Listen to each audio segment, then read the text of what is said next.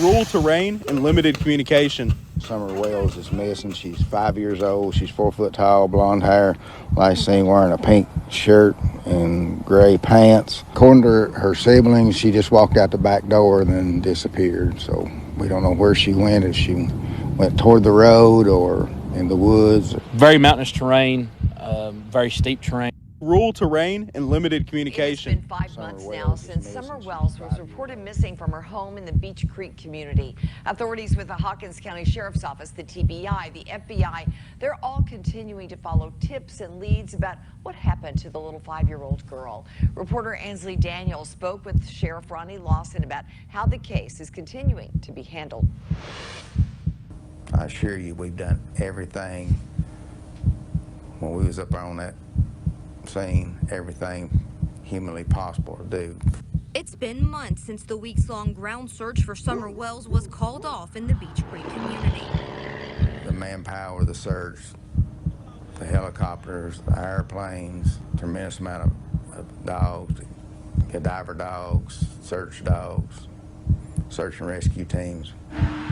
Now, the Hawkins County Sheriff's Office, TBI, and FBI are still following up on tips. I have one detective assigned to it, and TBI has agents assigned to it as well. We have the FBI partners on board. My detective, when he gets things comes in that he needs to look at, then he will get other detectives to help him follow up those leads. Summer's parents and concerned community members believe she may have been abducted or trafficked. I assure you, we've done everything when we was up on that scene, everything humanly possible to do. The FBI's Child Abduction Rapid Deployment Team even came to Beach Creek. That's a team dedicated to investigative, technical, analytical, and resource assistance on site during non-family child abductions, ransom child abductions, and mysterious disappearances of children. We brought the FBI card team in, and everything that they can find, there was no indication whatsoever of child abduction. The TBI asked for help finding the driver of a Toyota pickup truck that was seen in the area around the time Summer went missing. That's the last new public information that was released. You would think if somebody had saw something, they would come forward, even if they just had the truck and didn't see anything. But like I said before, it may be somebody that has paid no attention to this, or maybe somebody that's got a criminal record and was driving wasn't supposed to be driving too. Months later, that truck and its driver haven't been identified, but we learned more about the person who gave the information about the truck. It was somebody driving a company truck that a lot of officers here are familiar with this gentleman, and we believe that he actually saw it. Almost 5 months, more than 1,500 tips, and a massive ground search later, the question of where Summer Wells is still remains. Nothing pointing to abduction, nothing pointing to foul play, other than her walking outside the house and not being found is basically the main thing right now. And what actually happened to her, we're still trying to find out.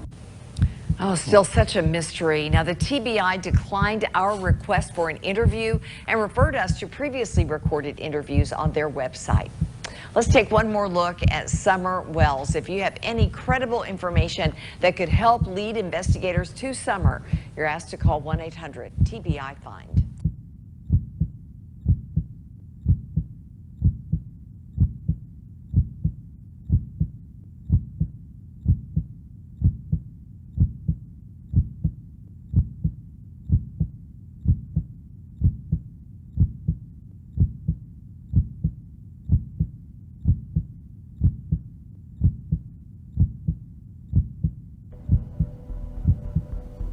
Tonight in East Tennessee, hundreds of families are missing their loved ones. We are launching a new series, The Vanished, to draw attention to those missing people. 10 News reporter Caitlin Keenahan spoke with so many family members, and it's hard to imagine their pain. Dennis Martin, Mike Herron, Summer Wells, Trenny Gibson, and Charles Tolliver are among the most well-known missing persons cases in East Tennessee. But these 5 barely scratch the surface. There are hundreds more, and that's what this series is about. We're going to try to find the vanished. In the state of the Smokies, more than 600 families gripped by what the Federal Bureau of Investigation calls the nation's silent mass disaster. There's a lot of missing persons in all of Tennessee and even East Tennessee. Nobody navigates the missing persons scope quite like Todd Matthews.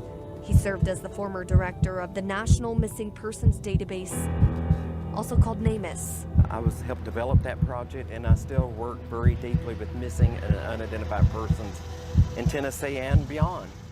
The database carries information for more than 22,000 missing people across the United States, including those close to home. There are 161 missing people in East Tennessee, according to NamUs, and this map shows the spread of those folks. Many of those cases are congregated in Knox County, likely because it's the most populated on this side of the state. Nearly 1/3 of the missing people in Tennessee are younger than 18. 55% are men, 45% are women. But behind each of these pins is a person with family and friends who don't have answers. So in my experience, missing can be worse than dead. That's the case for the Herons. It's a lot. 14 years ago, their dad, Mike, vanished. Nobody knows why. Nobody. It was the first year, it was really rough. The first year or two, even just some depression, your mind's just going over so many different things, and you have so many questions that you just want answered. It's the same trauma for Byron Edwards' family. His baby girl, Blessing, is growing up without a dad. Most importantly of all, Blessing needs her father. Going through this rough time of healing, it can bring her so much comfort and peace to be held in her father's arms. Every child should know their father.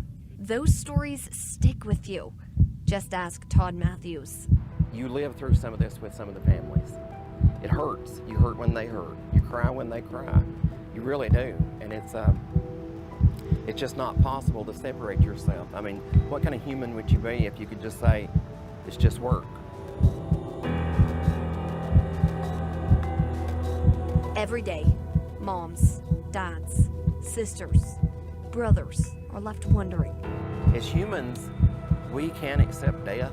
We can. But to not have a body at all is almost impossible for a family to reconcile and actually move forward. So that's really horrible.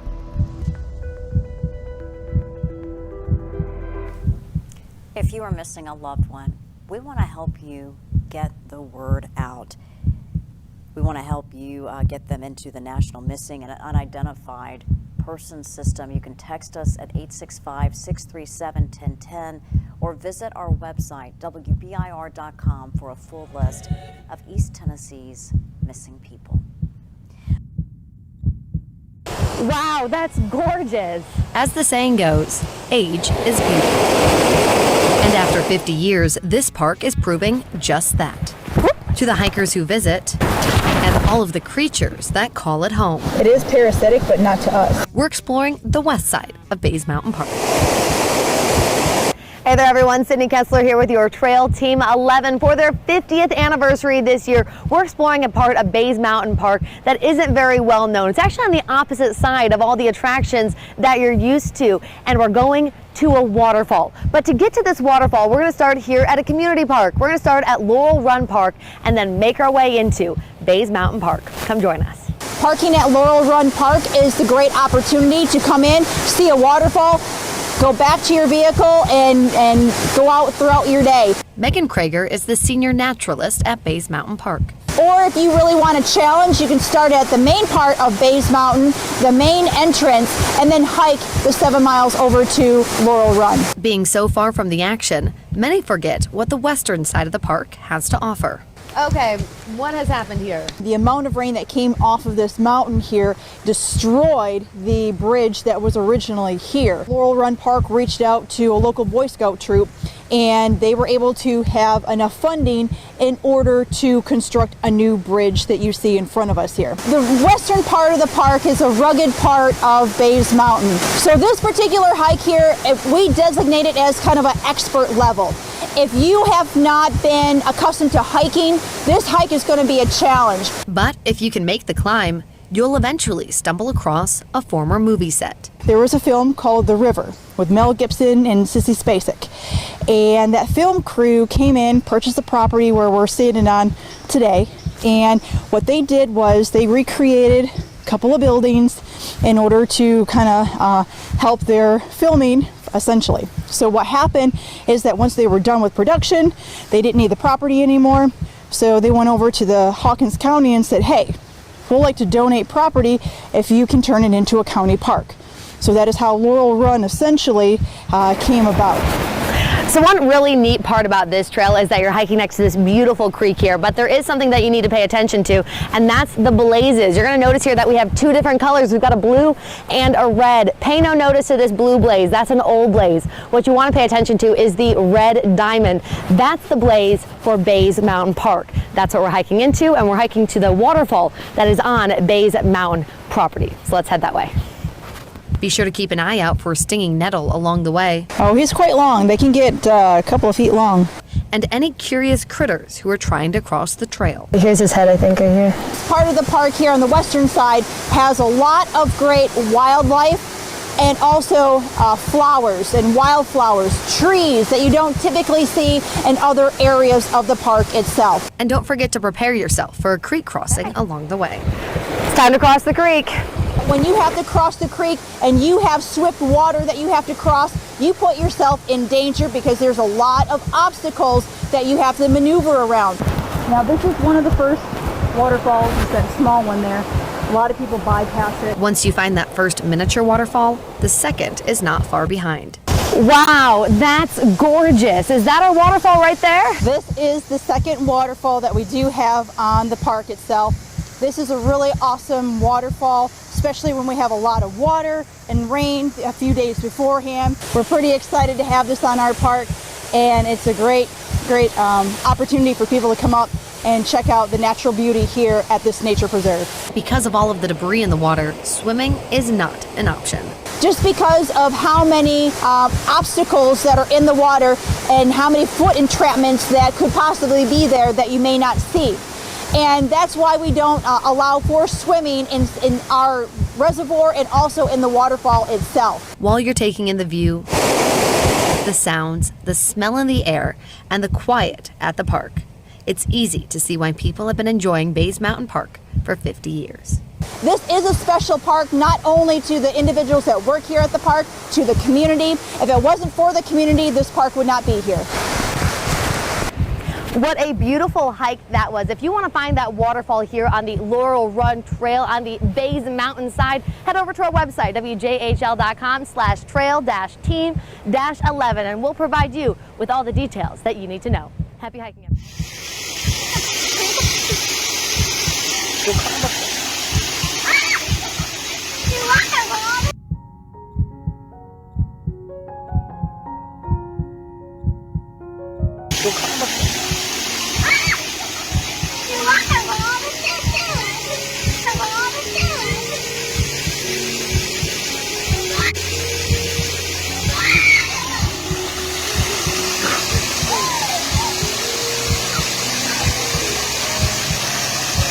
Found her? You think they may have found her? You think they may have found her?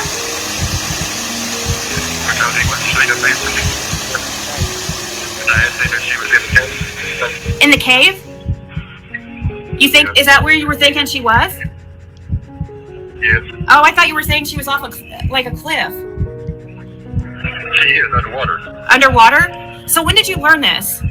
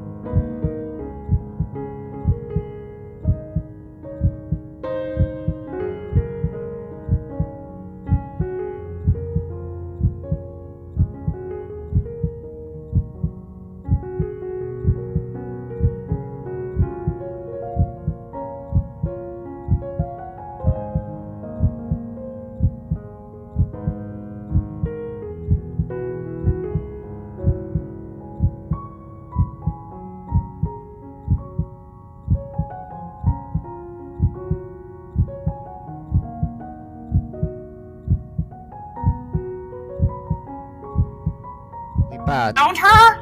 You think they may have found her? You think they may have found her? Because he wouldn't straight up answer me. And I asked him if she was in the cave. In the cave?